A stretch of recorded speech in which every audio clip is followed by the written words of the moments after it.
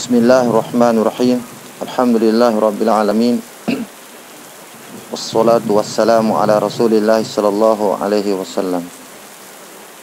Amma ba'du.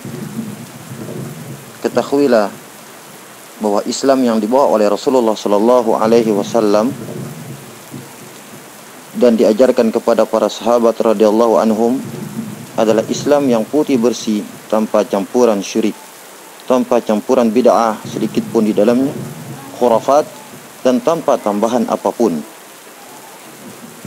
Nabi sallallahu alaihi wasallam bersabda, "Inni qad taraktukum ala mithlil bayda, lailuha kanahariha, la yadhighu anha ba'di illa halikun." Sungguh, kata Nabi sallallahu alaihi wasallam, aku tinggalkan kalian di atas Islam yang putih bersih, malamnya seperti siangnya.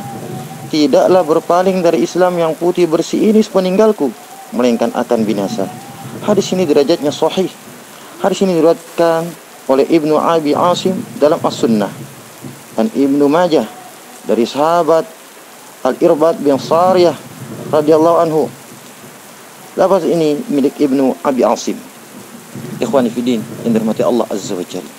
Inilah syariat Rasulullah sallallahu alaihi wasallam, syariat Allah Subhanahu wa taala, syariat yang dibawa oleh Nabi sallallahu alaihi wasallam. Ini merupakan wahyu dari Allah Subhanahu wa taala. Karena tidaklah apa yang disampaikan oleh Rasulullah sallallahu alaihi wasallam melainkan wahyu yang telah diwahyukan kepadanya. Wa ma yantiqu anil hawa in huwa illa wahyu yuha. Ikhwani fiddin yang dirahmati Allah Subhanahu wa taala. Sikap kita seorang muslim adalah hendaklah kita mengacu kepada firman Allah Subhanahu wa taala, "Wa ma ataakumur rasulu fakhudhuhu wa ma nahakum anhu fantahu." Apa yang diberikan Rasul maka terimalah, dan apa yang dilarangnya maka tinggalkan. Inilah sikap sami'na wa ta'na kita kepada syariat Islam. Muslim artinya berserah diri, menyerahkan diri kita sepenuhnya kepada Allah Subhanahu wa taala, mengikuti petunjuk Allah Subhanahu wa taala sebagaimana apa yang telah disampaikan oleh Rasulullah sallallahu alaihi wasallam, sebagaimana yang telah dipahami oleh para salafus salih. Jadi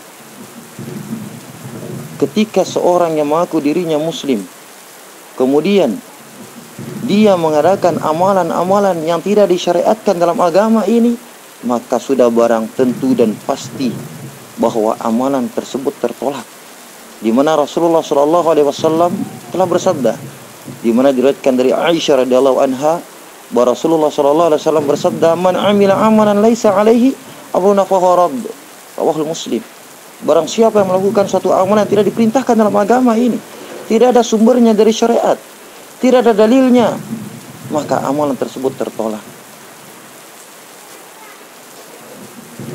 Ini yang perlu dipahami oleh seorang muslim.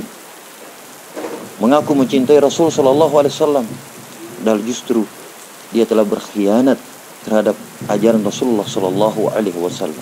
Bagaimana mungkin seorang akan mendapatkan kecintaan Allah kalau dia tidak sami'na wa ta'na terhadap apa yang Allah Subhanahu wa taala telah turunkan kepada Rasulnya? Ini yang perlu dipahami, sehingga kita hendaklah bersikap ittiba'us sunnah, mengikuti sunnah Rasulullah sallallahu alaihi wasallam dengan tidak berlebih-lebihan dalam kita beribadah kepada Allah Subhanahu wa taala, mengadakan sesuatu hal-hal yang baru yang tidak disyariatkan dalam agama, dan tidak pula meremehkan sunnah Rasulullah sallallahu alaihi wasallam. Seperti contoh memelihara jenggot, banyak cacian, banyak celaan, banyak tudingan-tudingan yang bermacam-macam.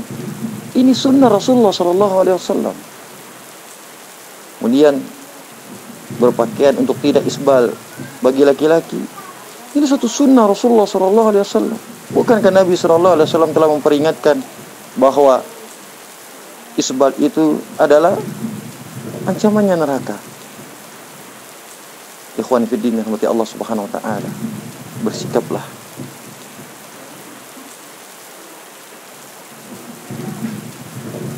bagaimana bersikapnya para sahabat Nabi sallallahu alaihi wasallam.